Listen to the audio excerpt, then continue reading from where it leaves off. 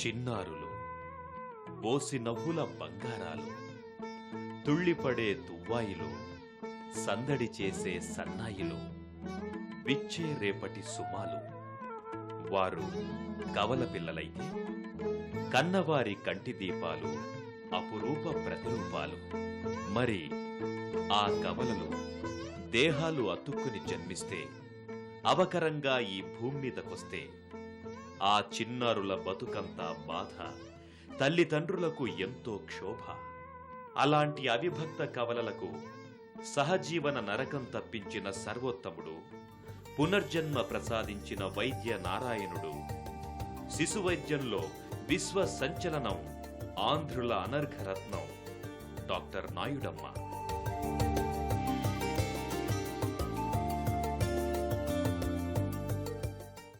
అది ప్రకాశం జిల్లా కారంచేడు. అనేక రంగాల్లో ఆరితేరిన యోధులను అందించిన నల్లరేగడి నేల. ఆ పల్లెసీమలో ఓ మోతుబరి రైతు కుటుంబం నుంచి వచ్చిన నాయుడమ్మకు చదువంటే ఎంతో ఆపేక్ష. అరక దున్నటం కంటే అక్షరం దిద్దటంపైనే ఆ చేతులు మక్కువ చూపాయి. తండ్రి ప్రోత్సాహంతో నాయుడమ్మ కారంచేడులోనే విద్యాభ్యాసానికి శ్రీకారం చుట్టారు. అక్కడ స్కూల్ ఫైనల్ పూర్తయింది.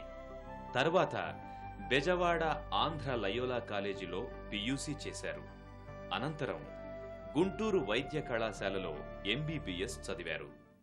బేసిక్గా డాక్టర్ అవ్వాలనేది నేను ఎప్పుడు అనుకోలేదండి. మాకు ఎవరు చెప్పను కూడా లేదు. నిజంగాను 1956, 57 ఆ ప్రాంతాల్లో మా గ్రామంలో కూడా పెద్దగా చదువుకున్న వాళ్ళు లేరు.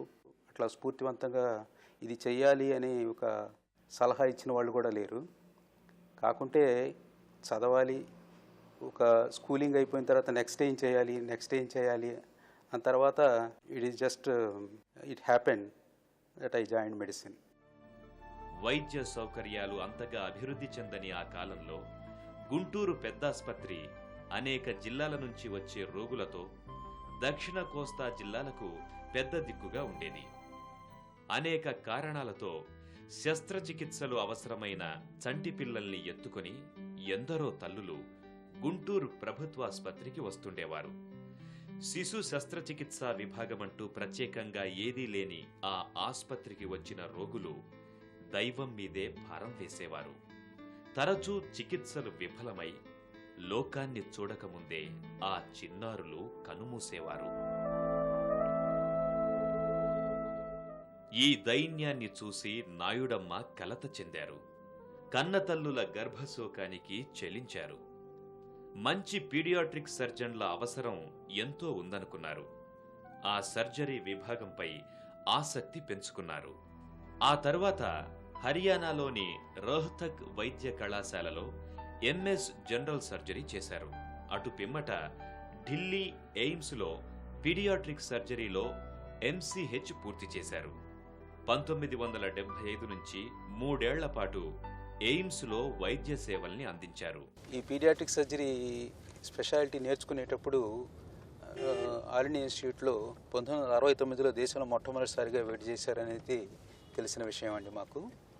అది మొదటి ప్రయత్నం కూడా. ఆ తర్వాత ఆ పిల్లల గురించి ఎంతవరకు పెరిగారు అనే విషయాన్ని గురించి పూర్తిగా అవగాహన లేదండి.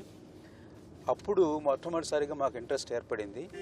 అట్లాగే ఆ ట్రైనింగ్ పీరియడ్ అప్పుడు ఇంకొక జంటను కూడా హర్యానా నుంచి తీసుకొని వచ్చారు ఆల్ ఇండియా ఇన్స్టిట్యూట్కి. కాకుంటే కొద్ది రోజులు పెంచిన మీదట వాళ్ళు హాస్పిటల్లోనే చనిపోయారు. వాళ్ళని ఆపరేషన్ ద్వారా వేరు చేయడం అనేది సాధ్యం కాలేదు.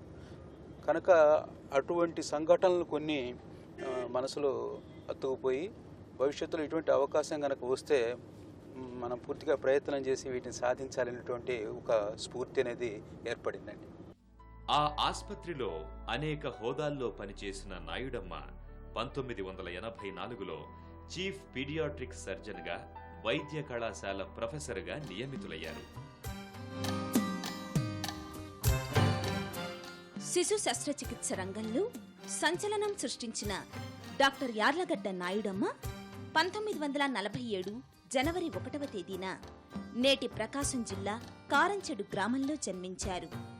ఆయన తల్లి రంగమ్మ, తండ్రి సుబ్బారావు.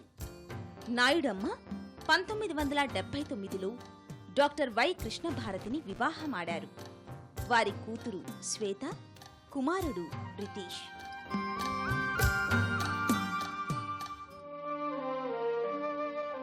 తను చదివిన చదువును తను జన్మించిన నేలకు, అక్కడి పేదలకు ఉపయోగించాలన్న అభిలాష నెరవేరడంతో వృత్తినే శ్వాసించారు, వృత్తినే ధ్యానించారు.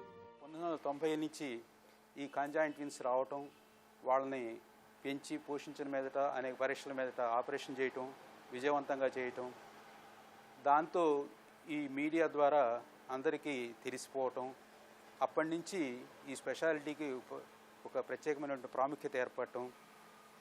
మరి ఈ గత 26 ఏళ్ళుగా ఈ ప్రాంతంలోనే ఉండటం మూలాన కానివ్వండి, మనం చేసినటువంటి సేవల మూలాన కానివ్వండి, అందరికీ ఈ స్పెషాలిటీని గురించి కొంతవరకు అవగాహన కలిగింది.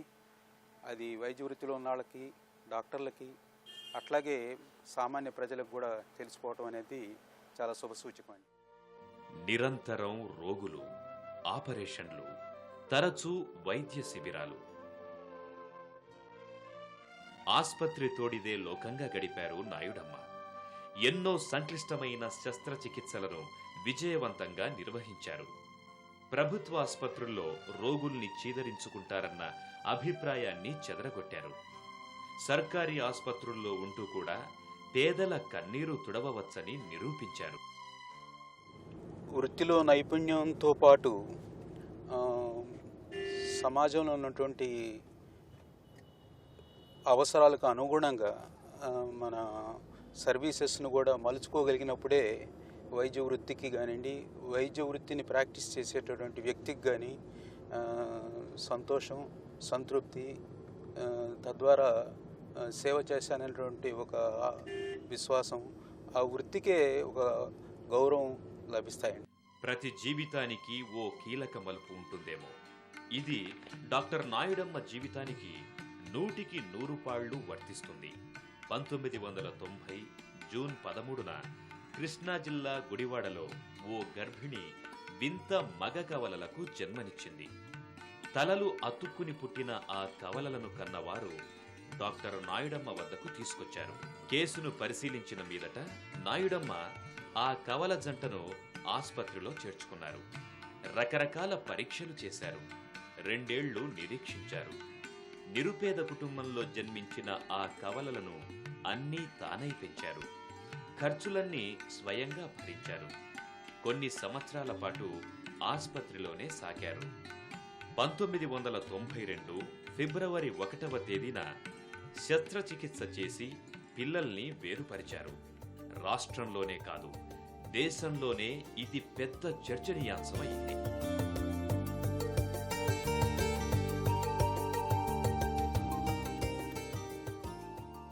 అవిభక్త కవల జంటను విజయవంతంగా ఆపరేషన్తో వేరు చేసిన తొలి వైద్యునిగా ఖ్యాతి పొందారు నాయుడమ్మ. సహజంగా ఈ వైద్య వృత్తిని చేపట్టిన వాళ్ళు, అందులో నిశ్చితమైనటువంటి ఈ శస్త్రచికిత్సలు వగేరా చేస్తున్న వాళ్ళు ఏ రకంగానూ ఊపిరి సలపనంత పనిలో ఉంటారు. పొద్దున్న సాయంత్రం కేసులో ఉంటాయి. బడలిక తిరగడం చాలా కష్టం అవుతుంది. అలాంటి వాళ్ళు మళ్ళీ శాస్త్ర అంశాలను అధ్యయనం చేయడం, మరింత లోతుగా మథించటం, అంతకుమించి పరిశోధనలు చేయటం, కొత్త అంశాల్లో నేర్పు సాధించటం, అది 10 మంది ముందు పెట్టడం, ప్రపంచాన్ని పనికొచ్చే పని చేయడం చాలా కష్టం. ఆయన పరిశోధనలో కూడా ఆడితేసినటువంటి వ్యక్తి. ఈవేళ తరంలో తెలుగునాట మనందరం కూడా గర్వించదగ్గ వైద్యుల్లో, శస్త్రచికిత్సకుల్లో నాయుడమ్మ గారు ప్రథమ శ్రేణిలో ఉంటారు. అనంతరం ఛాతీ, ఉదర భాగం కలిసి జన్మించిన అంజలి, గీతాంజలి, పొత్తికడుపు అతుక్కుని పుట్టిన రేఖ, సురేఖ కవల జంటల్ని ఆ తల్లిదండ్రులు నాయుడమ్మ వద్దకు కాపాడమంటూ తీసుకుని వచ్చారు. అంజలి, గీతాంజలికి 1993లో, రేఖ, సురేఖలకు 2002వ సంవత్సరంలో శస్త్రచికిత్స చేసి నాయుడమ్మ వారి వ్యధ, వారి కథ సుఖాంతం చేశారు.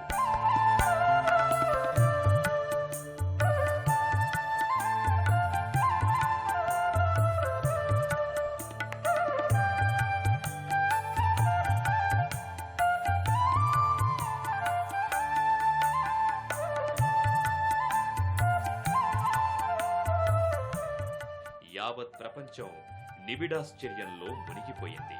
ఆయన నామాన్నే స్మరించింది. ఈ పాపలో అంజలి, గీతాంజలి పొట్ట, ఛాతీ భాగం అతుక్కొని జన్మించిన బిడ్డలు. సుమారు ఏడాది పాటు ఇక్కడ హాస్పిటల్లో ఉంచి పెంచి పోషించి అనేక విధాలుగా పరీక్షలు నిర్వహించిన మీదట ఒకే స్టేజ్లో ఆపరేషన్ ద్వారా వేరు చేయటం జరిగింది. వాళ్ళు ఆపరేషన్ నుంచి పూర్తిగా కోలుకున్న తర్వాత ఒక 3-4 వారాల తర్వాత వాళ్ళని ఇంటికి పంపించాం. అప్పటి నుంచి వీళ్ళు ఇక్కడ గుంటూరులోనే ఉంటున్నారు. నార్మల్గా ఎదిగారు. మానసికంగా, శారీరకంగా కూడా చూడవచ్చు మీరు. వాళ్ళు స్కూల్ అటెండ్ అవుతున్నారు. డాక్టర్ నాయన పిల్లలు పుట్టినప్పుడు చాలా బాధపడ్డాం. పిల్లలు బతకరం, ఏమన్నా అవుతారా అని అల్లాడిపోయాం. డాక్టర్ నాయుడమ్మ దగ్గర తీసి డాక్టర్ చూసి ఇద్దరు పర్వాలేదు, బాగుంటారు, చల్లగా ఉంటారు అన్నారు. ఆయన పుణ్యాన్ని ఇప్పుడు చక్కగా స్కూల్కి వెళ్తున్నారు, చదువుకున్నారు. ఏది ఒంట్లో బాగుండా బాగాలేకపోతే డాక్టర్ గారే చూస్తారు. మాకు మంచి చెడ్డ అన్ని. వైద్య శాస్త్రంలో అన్ని దేశాల కంటే 100 ఏళ్లు ముందున్నట్లు చెబుతున్న అమెరికా సైతం కలిసి పుట్టిన కవలలకు చేసిన శస్త్రచికిత్సలు విజయవంతమైన దాఖలాలు లేవు. కోట్లాది డాలర్లు వెచ్చించిన ఆధునిక పరికరాలతో చికిత్స చేసిన అభివృద్ధి చెందిన దేశాల్లో చేసిన ఇలాంటి సర్జరీలు విఫలమయ్యాయి.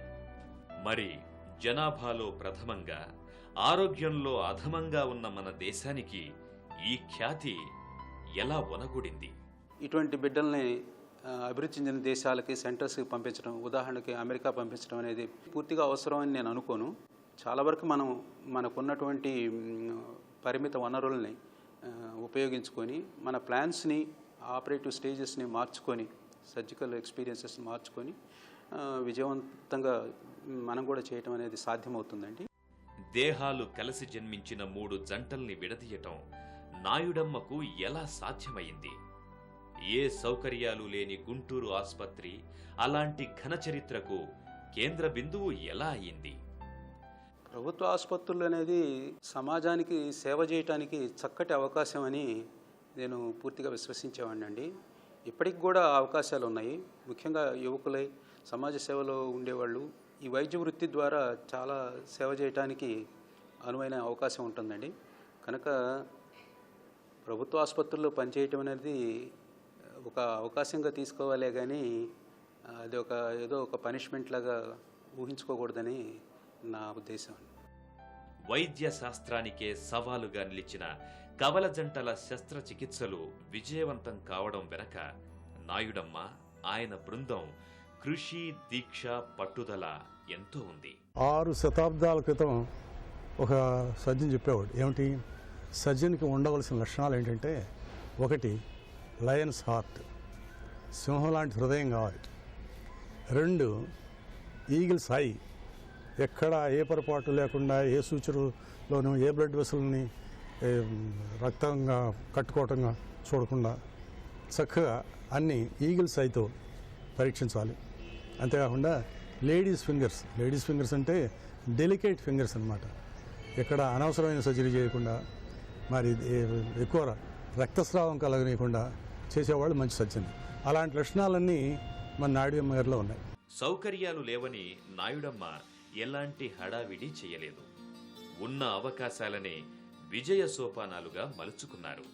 అద్భుతాల్ని, అపూర్వాల్ని ఆవిష్కరించారు. ఈ తలభాగాలు అతుక్కుని జన్మించినటువంటి ఈ వాణి, వీణ అనే బిడ్డలు rare type of conjoint twins, అంటే అవిభక్త కవలలు. వీళ్ళని క్రేనియోపేగస్ అని అంటాము. అక్టోబర్ 15th నల్గొండ జిల్లా సూర్యాపేటలో జన్మించారు. అప్పటి నుంచి వాళ్ళు ఇక్కడనే మా సంరక్షణలోనే పెరుగుతూ ఉన్నారు. పోయిన అనేక పరీక్షలు నిర్వహించిన మీదట, స్టడీస్ చేసిన మీదట 24 డిసెంబర్ 2004 ఫస్ట్ స్టేజ్ ఆపరేషన్ చేశాము. వాళ్ళ తలలో ఈ ఆపరేషన్లో ఈ స్కిన్ ఎక్స్పాండర్స్ని అరేంజ్ చేశాము. వాటిని స్లోగా గత 3 మాసాలుగా ఎక్స్పాండ్ చేస్తూ ఈ స్కిన్ని పెంచుతూ పోతూ ఉన్నాము. వీలైన త్వరలో ఫైనల్ ఆపరేషన్ ద్వారా వీళ్ళని కూడా వేరు చేయాలని చెప్పి ప్లాన్ చేస్తున్నాము. వేరు చేసిన తర్వాత ఏర్పడేటువంటి రా ఏరియాని కవర్ చేయడం కోసం ఈ డెవలప్ చేసినటువంటి స్కిన్ని ఉపయోగించాలనేది మా ప్లాను. దేహాలు కలిసి జన్మించిన కవలలకు శస్త్రచికిత్స చేసి సంచలనం సృష్టించిన డాక్టర్ యార్లగడ్డ నాయుడమ్మ విశిష్ట కృషి సేవలకు గుర్తింపుగా ఎన్నో పురస్కారాలు లభించాయి. 2002లో డాక్టర్ తుమ్మల రామబ్రహ్మం అవార్డు, 2003లో డాక్టర్ వలాకి స్మారక పురస్కారం, అదే ఏడాది డాక్టర్ డిజే రెడ్డి స్మారక సత్కారం, doctor Y Prabhavathi, YS Prasad award లభించాయి. 2004లో అమెరికాలోని రామినేని ఫౌండేషన్ ప్రత్యేక పురస్కారంతో గౌరవించింది.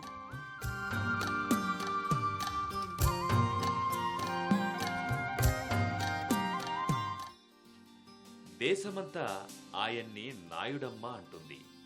పునర్జన్మ పొందిన కవలల తల్లిదండ్రులు ఆయన్ని దేవుడమ్మ అంటారు. మాది పల్లెటూరు అండి.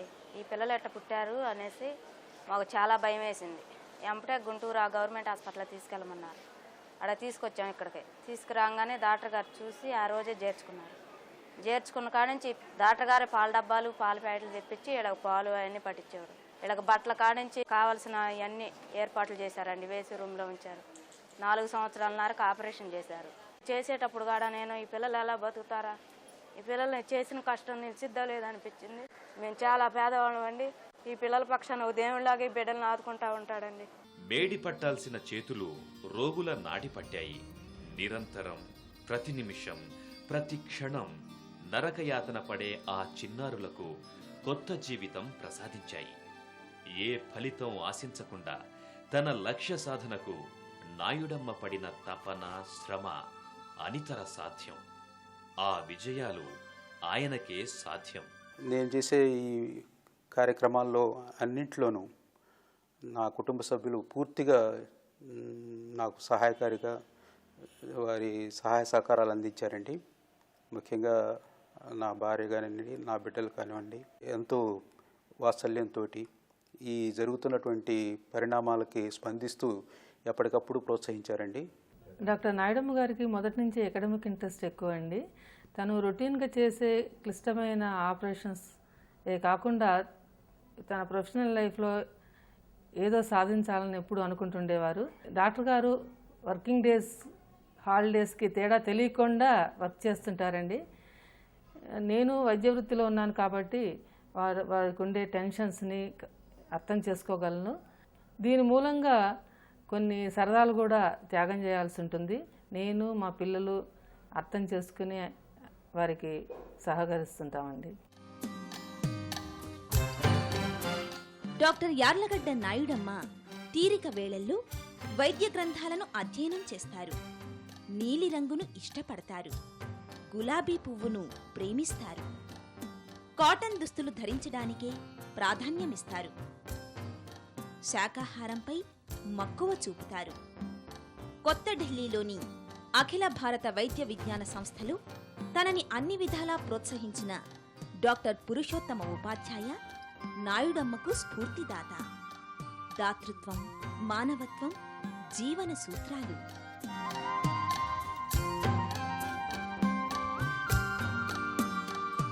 డాక్టర్ నాయుడమ్మ గారు గత 26 సంవత్సరాలుగా నాకు చిరపరిచితులు. ఈ హాస్పిటల్లో ఈ 26 సంవత్సరాల నుంచి అతను మొట్టమొదటి పీడియాట్రిక్ సర్జరీ అనే విభాగము అసలు లేదు. దాన్ని అన్ని విధాలా డెవలప్ చేసుకొని అందరి సూపరింటెండెంట్ సహకారంతో, ప్రిన్సిపాల్ సహకారంతో ఈ స్టేజ్కి తీసుకొచ్చారు. అతను పర్సనాలిటీ వరకే చాలా మంచి వ్యక్తి, సౌమ్యుడు, వృత్తి మీద కంప్లీట్ అంకిత భావం ఉంది. అందువల్లనే ఆయన ఈ స్టేజ్కి ఎదగలిగారు. నాయుడమ్మ గారి టీచింగ్ కెపాసిటీస్ కూడా చాలా మంచిగా ఉంటాయి. ఆయన ఈ హాస్పిటల్ ఉండటం ఈ హాస్పిటల్కి ఒక విధమైన గర్వకారణం. వైద్యం నేర్చుకోగానే ప్రైవేట్ ప్రాక్టీస్ కోసం తహతహలాడే జీవులున్న నేడు డాక్టర్ నాయుడమ్మ లాంటి ఆదర్శ వైద్యులు అరుదుగా ఉంటారు. లేటెస్ట్ వైద్య విధానాలు, ప్రక్రియలు, ఇన్ఫ్రాస్ట్రక్చర్ కూడా మన దేశంలో ఇప్పుడు అవైలబుల్గా ఉంది. కాకుంటే అవి కొంచెం అందరికీ అందుబాటులో వచ్చేటటువంటి ప్రయత్నం జరిగితే కానీ ఆ వైద్యంలో వచ్చినటువంటి మార్పుల ఫలాలు పూరస్థది పూరుకు కూడా చేరినప్పుడు కానీ మనం వాటిని గురించి గొప్పగా చెప్పుకునే అవకాశం ఉండదు. ఇప్పుడు సంఘంలో కొంతమందికి మాత్రమే ఇవి అందుబాటులో ఉన్నాయి. మరి ప్రభుత్వం కానివ్వండి, ఇంకా వేరే వాలంటీర్ ఆర్గనైజేషన్స్ కానివ్వండి, కొంత శ్రద్ధ తీసుకొని ఏదైనా ప్రయత్నాలు ముమ్మరం చేస్తే అవి అందరికీ కూడా ఉపయోగపడేటటువంటి అవకాశం ఉందండి. ఆయన తలుచుకుని ఉంటే కార్పొరేట్ ఆసుపత్రుల్లో చేరి కోట్లు గడించేవారు. అయితే బాలలకు సేవ చేయాలన్న ఆసక్తితో, ఆర్తితో, జన్మభూమిపై మమకారంతో సువర్ణావకాశాలు వదులుకున్న త్యాగశీలి నాయుడమ్మ. దేశాన్ని ప్రేమించమన్నా, మంచి అన్నది పెంచుమన్నా, సొంత లాభం కొంత మానుకొని పొరుగువాడికి తోడుపడబోయే అనేటటువంటి గురజాడ అప్పారావు గారి 2 సూక్తులు కూడా మరి డాక్టర్ నాయుడమ్మ గారు నిజం చేశారు జీవితంలో. ఇది గొప్ప విశేషం. ఆయన దేశాన్ని ప్రేమించాడు, తను పుట్టినటువంటి గ్రామీణ ప్రాంతాన్ని ప్రేమించాడు. అక్కడ వైద్య సదుపాయాలు కలుగజేయాలనుకుని ఉన్నత పదవులను త్యజించి, డబ్బును త్యజించి గుంటూరులో స్థిరపడి అక్కడ ఉన్నటువంటి సామాన్య గ్రామీణ పేదలకు, గ్రామీణ బాలబాలికలకు వైద్య సహాయం అందిస్తున్నారు. ఆయన మానవుడు, మహనీయుడు. ఆయన కీర్తి తరగనిది, తరతరాలకు స్ఫూర్తి.